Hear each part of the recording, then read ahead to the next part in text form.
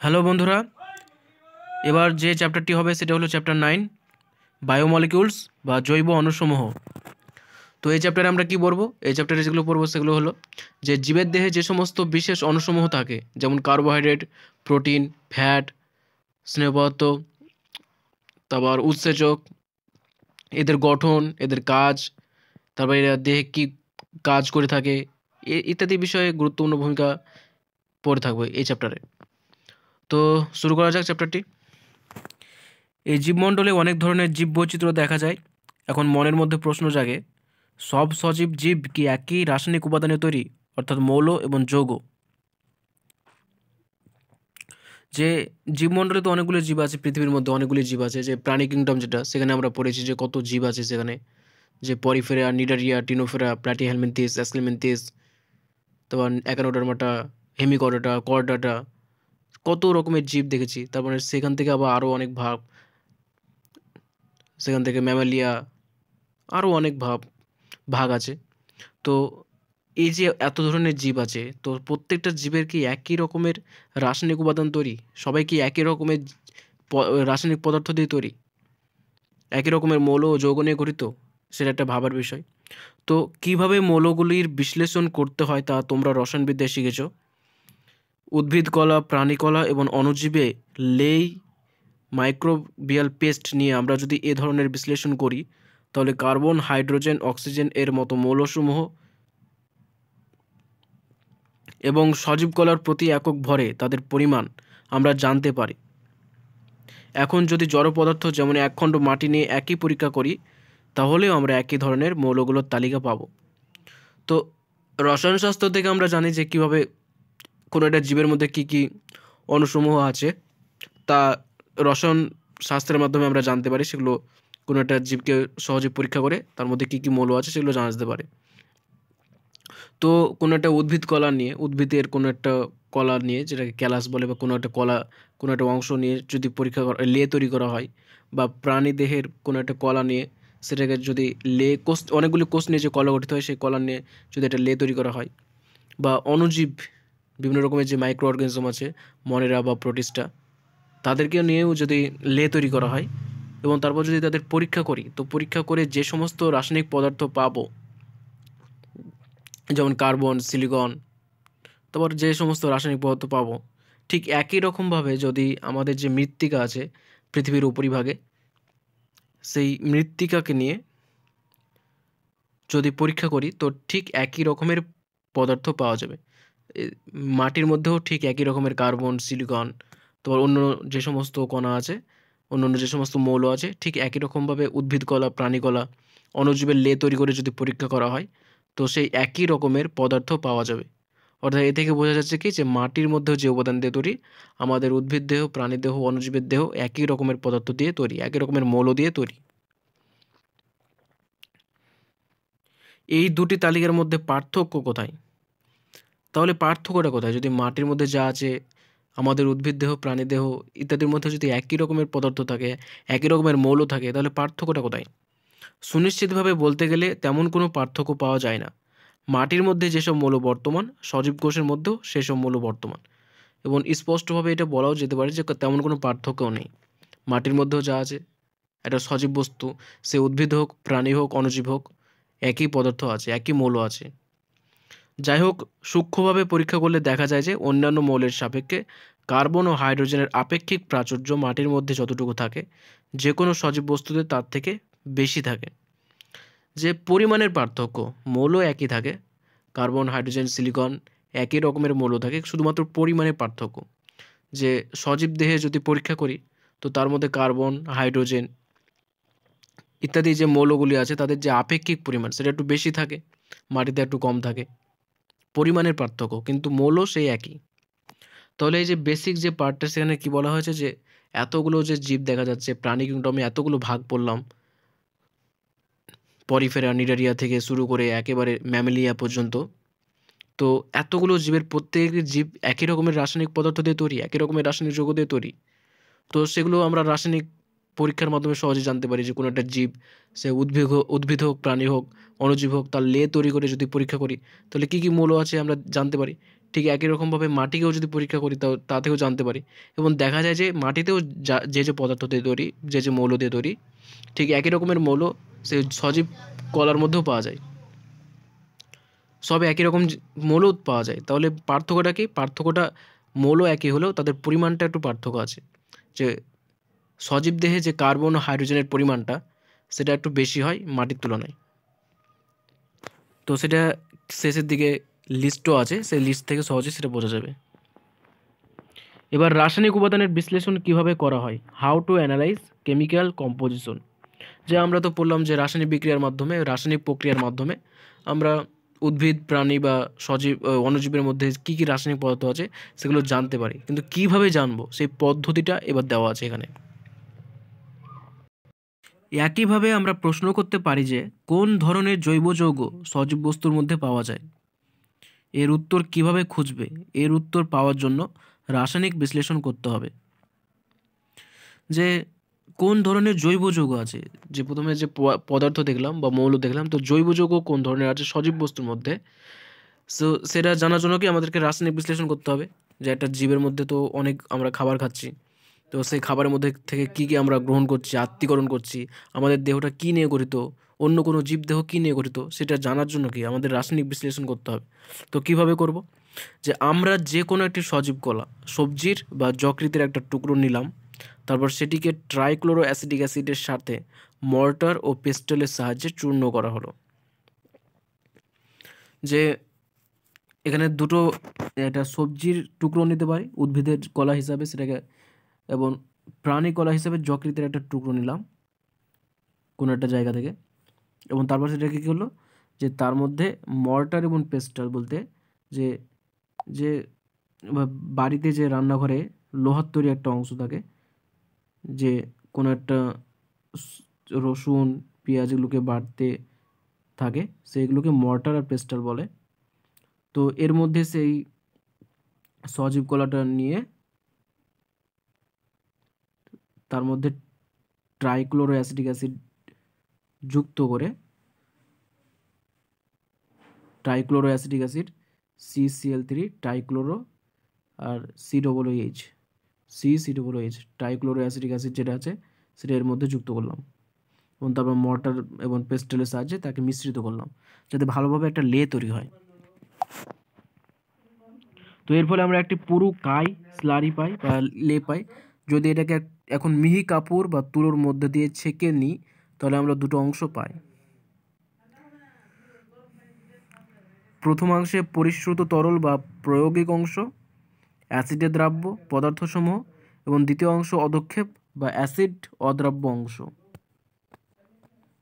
তো এবার একটা যে লে তৈরি হয়ে গেল, যে লেটা তৈরি হয়ে গেল, যে কোনো একটা সজীব কলা নিলাম সেটা উদ্ভিদ কলা হিসাবে কোনো একটা সবজির টুকরো, আর প্রাণী কলা হিসাবে যকৃতের অংশ, সেটা নিয়ে মর্টার এবং পিস্টলের সাহায্যে সেটাকে চূর্ণ বিচূর্ণ করে তার মধ্যে ট্রাইক্লোরো অ্যাসিটিক অ্যাসিড যুক্ত করলাম, এবং তারপরে একটা কি লে তৈরি হলো, একটা লে তৈরি হলো বা একটা স্লারি তৈরি হলো, পুরো একটা স্লারি বা কাই বা লে তৈরি হলো। তারপর এই যে লেটা তৈরি হলো, এখান থেকে যে লেটা পাওয়া গেলাম সেটাকে কী হলো, যে একটা পুরো একটা কোনো একটা পাত্র নিলাম, সেই পাত্রের মধ্যে একটা পুরো একটা কাপড়ের মানে কাপড় যেটা ছাকনা হিসেবে কাজ করবে, সে ছাকনা হিসেবে কাজ করবে, সে পুরো কাপড়ের মধ্যে দিয়ে এটাকে ঢেলে দিলাম। তাহলে কি এটা একটা জলীয় অংশ আছে, একটা দ্রবণ আছে, যেহেতু ট্রাইক্লোরো অ্যাসিটিক অ্যাসিড যুক্ত করা আছে এর মধ্যে। তো এবার এটাকে যখন এর মধ্যে ছাকনা দিয়ে করবো, তো যে একটা অংশ কি এই নিচ দিয়ে পড়ে যাবে, আর একটা উপরে অংশ উপরে থাকবে। যেমন চাকে কি করে, চা আমরা যখন ছাঁকি ছাকনা দিয়ে, ঠিক একই রকমভাবে চা ছাকলে কি হয়, যে উপরের দিকে যে চা পাত্তিগুলো আছে সেগুলো থেকে যায়, আর নিচের দিকে যে চা আছে সেটা কি নিচের দিকে পড়ে যায়। ঠিক একই রকমভাবে এখানে যে স্লাইডটা তৈরি হলো, সেই স্লাইডটা কাপড়ের তৈরি একটি ছাকনার উপর দিয়ে ছেঁকে নিতে হবে। তাহলে চা পাত্তি যেমন উপরে কিছুটা থেকে যায়, তো উপরে একটা অংশ থেকে যাবে, সে অংশটা হলো কি অদ্রাব্য অংশ। অ্যাসিডে একটা হচ্ছে অধক্ষেপ বা অ্যাসিড অদ্রাব্য অংশ যেটা উপরে থাকছে, আর যেটা নিচে এই যে চা, যেটা চায়ের সাথে যদি তুলনা করি, যেটা ছাকনা করার পর নিচের দিকে নেমে যাচ্ছে, সেটা হলো কি পরিশ্রুত তরল বা প্রায়োগিক অংশ, যেটা অ্যাসিডের দ্রাব্য। তাহলে এটা অ্যাসিডের দ্রাব্য, আর এটা হচ্ছে অ্যাসিড, আর উপরে যেটা থাকছে সেটা অ্যাসিডের অদ্রাব্য। বিজ্ঞানীরা অ্যাসিড দ্রাব্য অংশ থেকে হাজার হাজার যৌগ পেয়েছেন। এই যে অংশটা যেটা অ্যাসিডের দ্রাব্য, ট্রাইক্লোরো অ্যাসিডিক অ্যাসিড, তাদের দ্রাব্য, তার মধ্যে হাজার হাজার যৌগ তারা পেয়েছে বিজ্ঞানীরা। তাহলে এইটুকু জিনিসটা বোঝা হলো যে কী করা হয়েছে, যে প্রথমে একটা উদ্ভিদের অংশ হিসাবে সবজির অংশ আর প্রাণীদের অংশ হিসেবে যকৃতের টুকরো নিয়েছে, তারপর সেটা একটা পাত্রে রেখে, যেটাকে বলা হয় মর্টাল ও পেস্টের মধ্যে রেখে, তার মধ্যে ট্রাইক্লোরো অ্যাসিডিক অ্যাসিড যুক্ত করা হয়েছে। ট্রাইক্লোরো অ্যাসিডিক অ্যাসিড যুক্ত করার ফলে কি এটা একটা দ্রবণ তৈরি হয়েছে। যেমন একটা চা তৈরি করলাম, ব্যাপারটা হচ্ছে চায়ের সঙ্গে তুলনা করলে যে ট্রাইক্লোরো অ্যাসিডিক অ্যাসিড এটা হচ্ছে জল টাইপের, আর এর মধ্যে যে সবজি বা যকৃতের টুকরো দিলাম এটা হচ্ছে চা পাত্তি। তবে এগুলোকে যুক্ত করে দিলাম, একটা চা তৈরি হয়ে গেল। তবে এই ছাকনার মাধ্যমে তাকে যদি ছেঁকে নেওয়া হয়, তো ওপরের দিকে কি একটা যে চায়ের পাত্রে থেকে যায়, ঠিক একই রকমভাবে একটা অংশ থেকে যাচ্ছে উপরের দিকে, আর যেটা মিশে গেছে ট্রাইক্লোরো অ্যাসিডিক অ্যাসিডের সঙ্গে দ্রবীভূত হয়ে গেছে সেটা নিচের দিকে নেমে যাচ্ছে, চাটা যেটা। এবার দুটো অংশতে ভাগ হয়ে গেল একটা কাপড়ের সাহায্যে ছাকার মাধ্যমে। তো এই নিচের অংশটা হচ্ছে কি দ্রাব্য, অ্যাসিডের দ্রাব্য, ট্রাইক্লোরো অ্যাসিডিক অ্যাসিডের দ্রাব্য অংশ, যেটা নিচের দিকে ছেঁকে যাচ্ছে, আর উপরে যে দ্রব্যটা থেকে যাচ্ছে সেটা হচ্ছে অ্যাসিডের অদ্রাব্য অংশ বা অধক্ষেপ বা চা পাত্তি, যেটা উপরের দিকে থেকে যাচ্ছে। এভাবে দুটো অংশ একটা পেয়ে যাচ্ছে। এটা অ্যাসিডের দ্রাব্যকে, যেহেতু অ্যাসিডের দ্রবীভূত হয়ে গেছে ট্রাইক্লোরো অ্যাসিডিক অ্যাসিডের মধ্যে, দ্রবীভূত হয়ে সেটা ছেঁকে গেছে। যেমন আমরা কি চায়ের সময় কি পানি নিই, তার সঙ্গে চিনি দিই, চিনিটা চাও দিই, তো তার মধ্যে যেগুলো দ্রবীভূত হয়ে যায় সেটাই তো চা হিসেবে তৈরি হয়।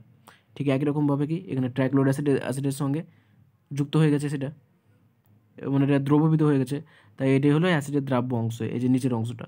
আর উপরের অংশটা দ্রবীভূত হয়নি, এটা অধক্ষেপ থেকে গেছে, তার জন্য এটা হচ্ছে অধক্ষেপ অংশ বা অ্যাসিডের অদ্রাব্য অংশ। তো এই যে অ্যাসিডের দ্রাব্য অংশ, সেখানে হাজার হাজার মৌল, হাজার হাজার যৌগ বিজ্ঞানীরা পেয়েছেন এই নিচের অংশে।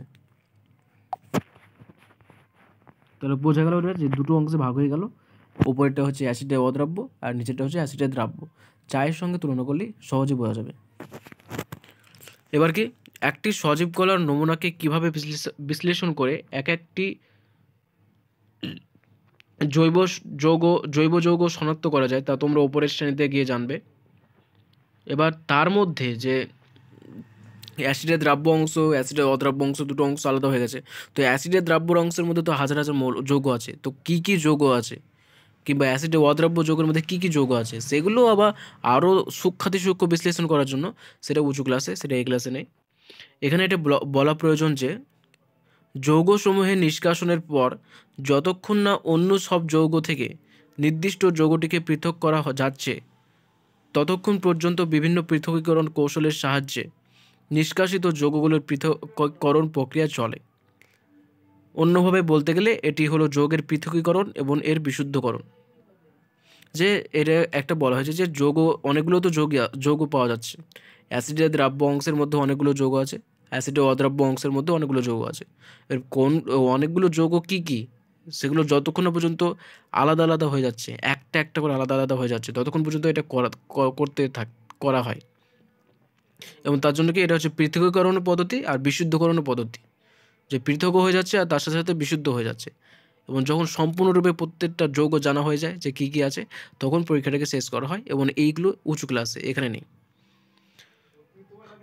যৌগের উপর বিশ্লেষণ পদ্ধতি প্রয়োগ করে তার আণবিক সংকেত এবং সম্ভাব্য গঠনের ধারণা আমরা পেতে পারি, এবং সেই যৌগগুলোকে যদি বিশ্লেষণ করি তাহলে তার আণবিক সংকেত কী, তার গঠনটা কেমন, সব কিছু আমরা জানতে পারি।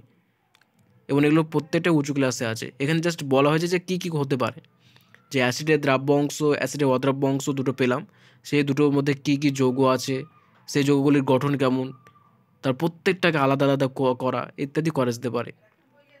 এগুলো বারবার বলছি কারণ যাতে তোমাদের মনে থেকে যায়, তার জন্য।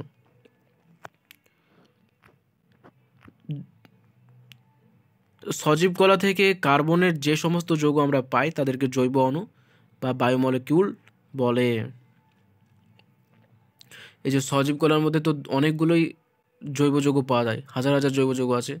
তো সেই সজীব কলার মধ্যে যারা কার্বন গঠিত তারাই হলো শুধুমাত্র জৈব অণু বা বায়োমলিকিউলস। তাহলে কি বায়োমলিকিউলসের একটা মেন উপাদান কি, সেটা হলো কার্বন। সে উদ্ভিদ হোক আর প্রাণী হোক তার মধ্যে কার্বন ঘটিত যে সমস্ত যৌগ পাওয়া যায় তারাই হলো বায়োমলিকুলস। এটা অত্যন্ত ইম্পর্টেন্ট। এই যে বায়োমলিকুলস, সেই চ্যাপ্টারটা কেমিস্ট্রিতেও আছে একই রকমভাবে। তো কার্বন থাকতে হবে তার মধ্যে। যাই হোক, এটা আমরা কেমন করে জানি? একটু আলাদা ধরনের কিছুটা ধ্বংসাত্মক বিশ্লেষণের সাহায্যে এটি করা যায়।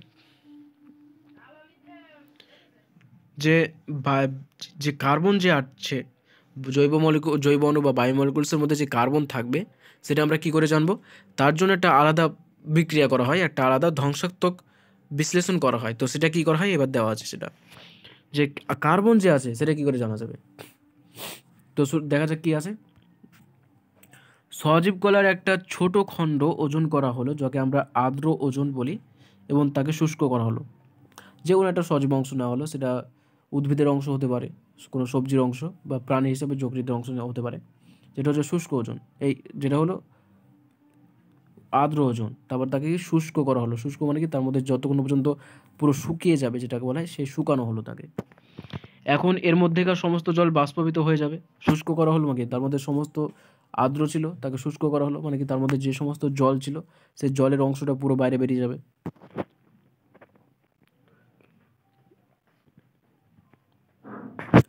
অবশিষ্ট পদার্থটির ওজনকে বলা হবে শুষ্ক ওজন। তাহলে আর্দ্র ওজনকে যদি সমস্ত জলীয় বাষ্পগুলো বাইরে বের করে দেওয়া হয়, তো জলগুলোকে, তাহলে যেটা হবে সেটা হলো কি শুষ্ক ওজন।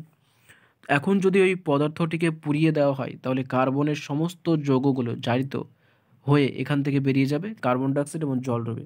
তারপর যে শুষ্ক অংশটা পাওয়া গেল, সেই শুষ্ক অংশটাকে যদি জ্বালানো হয় অক্সিজেনের সাহায্যে, তাহলে কি কার্বনের যত অংশগুলি আছে সেই শুষ্ক ওজনের মধ্যে যতটা কার্বনের অংশ আছে সেটা কার্বন ডাইঅক্সাইড রূপে বাইরে বেরিয়ে যাবে আর জল হিসাবে বাইরে বেরিয়ে যাবে। এখন যেটা পড়ে থাকবে তাকে বলে ছাই। তারপরে যেটা পড়ে থাকে ভস্ম আকারে সেটাকে ছাই। কোনো কিছু পোড়ালে যেটা পড়ে থাকে সেটা ছাই। এই ছাইয়ের মধ্যে থাকে অজৈব মৌলগুলো, যেমন ক্যালসিয়াম, ম্যাগনেসিয়াম ইত্যাদি। এবং এই ছাইয়ের মধ্যে আমরা মনে করি কিছুই থাকে না, কিন্তু এর মধ্যেও কিছু থাকে, সেগুলো কি ক্যালসিয়াম এবং ম্যাগনেসিয়ামের যৌগ, অজৈব মৌল। আম্লিক দ্রবণের মধ্যেও পাওয়া যায় সালফেট, ফসফেট জাতীয় অজৈব যৌগ, অর্থাৎ উপাদানের বিশ্লেষণে সজীব কলার মধ্যে হাইড্রোজেন, অক্সিজেন, ক্লোরিন, কার্বন ইত্যাদি মৌল উপাদান হিসাবে পাওয়া যায়। আর যদি আম্লিক দ্রবণ নেওয়া হয়, এটা কোনো একটা, আর যদি সেটাকে আম্লিক দ্রবণের মধ্যে নেওয়া হয় তার মধ্যে পাওয়া যাবে কি সালফেট, ফসফেট। এমনি পাওয়া যাচ্ছে কি ক্যালসিয়াম, ম্যাগনেসিয়াম, আর আম্লিক দ্রবণের মধ্যে সালফেট, ফসফেট পাওয়া যাবে। আর কোনো একটা সজীব কলার মধ্যে তাহলে কি হাইড্রোজেন, অক্সিজেন, ক্লোরিন, কার্বন ইত্যাদি মৌল উপাদান পাওয়া যায়, মৌল উপাদান হিসাবে পাওয়া যাচ্ছে। হাইড্রোজেন, অক্সিজেন, ক্লোরিন, কার্বন মৌল উপাদান হিসাবে পাওয়া যাচ্ছে। আর যৌগের বিশ্লেষণে পাওয়া যায় জৈব এবং অজৈব যৌগের উপাদানের ধারণা। রাসায়নিক দৃষ্টিকোণ থেকে বিশ্লেষণ করলে কার্যকারী মূলক যেমন অ্যালডিহাইড, কিটোন, অ্যারোমেটিক যৌগ ইত্যাদি শনাক্ত করা যায়।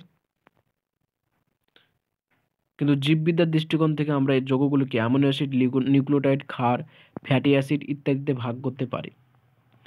তাহলে এখানে যে কোন কোন পদার্থকে যদি বিশ্লেষণ করি তাহলে কোন কোন পদার্থ পেতে পারি তার একটা এক্সাম্পল দেওয়া আছে। জাস্ট যে কোনো একটা শুষ্ক ওজন নিলাম, সেখান থেকে সালফেট আর এই ক্যালসিয়াম, ম্যাগনেসিয়াম পেলাম।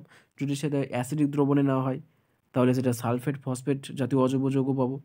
কোনো একটা সজীব কলার মধ্যে হাইড্রোজেন, অক্সিজেন, ক্লোরিন, কার্বন পাবো। আর যদি কোনো একটা যৌগকে বিশ্লেষণ করি তাহলে সেখান থেকে জৈব, অজৈব যৌগ পাবো। তো এই যে রাসায়নিক দিক দিয়ে যদি দেখি তাহলে এরা কি কার্যকারী মূলকের উপর ভিত্তি করে এদেরকে শ্রেণীবিভক্ত করা হয়, একই জিনিস। কিন্তু রাসায়নিক দিক দিয়ে যদি দেখি তাহলে অ্যালডিহাইড, কিটোন, অ্যারোমেটিক যৌগ ইত্যাদি হিসাবে বলবো। কিন্তু সেই একই জিনিসগুলোকে যখন জীববিদ্যার উপর ভিত্তি করে দেখবো তখন তার মধ্যে দেখবো কার্বোহাইড্রেট, অ্যামিনো অ্যাসিড, নিউক্লিওটাইড, ক্ষার, ফ্যাটি অ্যাসিড ইত্যাদিতে ভাগ করতে পারি। তাহলে আমাদের দৃষ্টিকোণটা কি, মানে একই জিনিস, কিন্তু যখন রাসায়নিক একটা রসায়নের টিচার যখন দেখবে তখন সে বলবে যে এটা একটা অ্যালডিহাইড, এটা একটা কিটোন, এটা একটা ফ্যাটি অ্যাসিড, এটা একটা অ্যারোমেটিক যৌগ। আর যখন জীববিদ্যার কোনো একটা ব্যক্তি দেখবে তখন সে বলবে না, এটা একটা কার্বোহাইড্রেট, এটা একটা প্রোটিন, এটা একটা নিউক্লিওটাইড, এটা একটা ক্ষার, এটা একটা ফ্যাটি অ্যাসিড। একই জিনিস কিন্তু দুজন দুরকমভাবে বলবে, সেটাই বলা আছে। এবং সজীব কলার মধ্যে তাহলে কি কি পাবো, এই ছকটা মনে রাখবে যে সজীব কলার যদি এভাবে বিশ্লেষণ করি তাহলে তার মধ্যে কি কি পাবো। তো এখানে ছকটা দেওয়া আছে যে sodium plus potassium plus calcium plus 2, magnesium plus 2, জল, আর যৌগসমূহের মধ্যে sodium chloride, phosphate, sulphate, calcium sulphide ইত্যাদি পাওয়া যাবে, সোডিয়াম ক্লোরাইড ইত্যাদি পাওয়া যাবে, এগুলো পাওয়া যায়। তাহলে কোনো সজীব গোলকে বিশ্লেষণ করলে কী কী পাওয়া যাবে সেটা এইখানে ছকে দেওয়া আছে, যে sodium potassium calcium magnesium calcium sulphide phosphate sulphate ইত্যাদি। আর উদ্ভিদ কোনো একটা জীবদেহ আর কোনো একটা ভূত্বক এর মধ্যে যদি বিশ্লেষণ করি তাহলে কোনটা কত পার্সেন্ট আছে সেটা ইম্পর্টেন্ট, এবং এর থেকে অনেক সময় কোশ্চেনও হয় যে কোনটা বেশি কোনটা কম। তো এটা ভালো করে মনে রাখতে হবে। এই যে ছকটা দেওয়া আছে এটা, যেমন হাইড্রোজেন ওপরে বলা ছিল যে কার্বন যেটা কি থাকে সেটা মানবদেহে বেশি থাকে, অক্সিজেন এই হাইড্রোজেন আর কার্বন এই দুটো বেশি থাকে এর তুলনায়, ভূত্বকের তুলনায়। অক্সিজেনটাও বেশি থাকে। তো এখানে কোনটা কত পার্সেন্ট এটা দেখে নিতে হবে, যেমন অক্সিজেনটা সবচেয়ে বেশি 65, তো কার্বন 18.5 মানবদেহে। তারপরে আছে নাইট্রোজেন 3.3, তারপরে আছে ক্যালসিয়াম 1.5, তারপরে আছে হাইড্রোজেন 0.5, তারপরে আছে সোডিয়াম 0.2, তারপরে আছে ম্যাগনেসিয়াম 0.1, তারপরে সিলিকন মানবদেহে নগণ্য। ভূত্বকে সেটা কোথায় কী রকম আছে সেই ট্রেনটাকে লিখে নিতে হবে যে কোনটা সবচেয়ে বেশি কোনটা সবচেয়ে কম। তো এই ছকটা অত্যন্ত ইম্পর্টেন্ট, দুটো ছকই ইম্পর্টেন্ট, দুটো ছক দেখলেই হয়ে যাবে। তাহলে এই যে প্যারাটা, এই প্যারাটাতে তাহলে কী বলা আছে যে কোনো একটা জীবে জৈব যৌগ তাদেরকে বলবো যাদের মধ্যে কার্বন আছে। আর কার্বন যে আছে সেটা প্রমাণ করার যে পদ্ধতি সেটা বলা হয়েছে যে কোনো একটা আর্দ্র ওজন নিলাম সজীব অংশ, তাকে শুষ্ক করলে শুষ্ক ওজন, সমস্ত জলীয় বাষ্প বেরিয়ে গেছে, সেই শুষ্ক ওজনকে যদি এবার অক্সিজেনের উপস্থিতিতে দহন করা হয় তো সেখান থেকে কি কার্বন ডাইঅক্সাইড আর ওয়াটার পাবে, তাহলে কি কার্বন ঘটিত যৌগগুলো সব কার্বন ডাইঅক্সাইড রূপে বেরিয়ে গেল। তারপর ছায় পড়ে থাকবে, সেই ছায়ের মধ্যে কি calcium magnesium sodium potassium sulphate phosphate ইত্যাদি পাওয়া যাবে। এভাবে যে জৈব যৌগগুলি আছে সেই জৈব যৌগগুলির মধ্যে যদি কোনো একটা রসায়নবিদ দেখে তো তার মধ্যে দেখবে অ্যালডিহাইড কিটোন বিভিন্ন রকম অ্যারোমেটিক যৌগ গ্রুপ দেখবে। আর যদি কোনো একটা জীববিদ দেখে তাহলে তার মধ্যে protein carbohydrate fat nucleic acid ক্ষার ইত্যাদি দেখতে পাবে। এইটাই ছিল জাস্ট এই প্যারাতে। তো এরপরে প্যারাতে যেটা আছে সেটা হচ্ছে অ্যামোনিয়া অ্যাসিডের বিষয়ে, অ্যামোনিয়া অ্যাসিডগুলি কী সেই বিষয়ে লেখা আছে। তো এর পরে ভিডিওতে সেখান থেকে অ্যামিনো অ্যাসিড, তারপর লিপিড কার্বোহাইড্রেট, তারপর ডিএনএ আরএনএ ইত্যাদির যে সাধারণ কনসেপ্ট এবং তাদের যে গঠন সেটা দেওয়া আছে, তো সেটা পড়ানো হবে। তো প্রথম ভিডিওটা একটু ছোটোই করলাম, তো এতদূর পর্যন্ত থাক। তো তোমরা দেখো ভিডিওটিকে, লাইক করো কমেন্ট করো শেয়ার করো, আর সবচেয়ে বড় যেটা সেটা হলো চ্যানেলটিকে সাবস্ক্রাইব করো। ধন্যবাদ তোমাদের সবাইকে ভিডিওটি দেখার জন্য।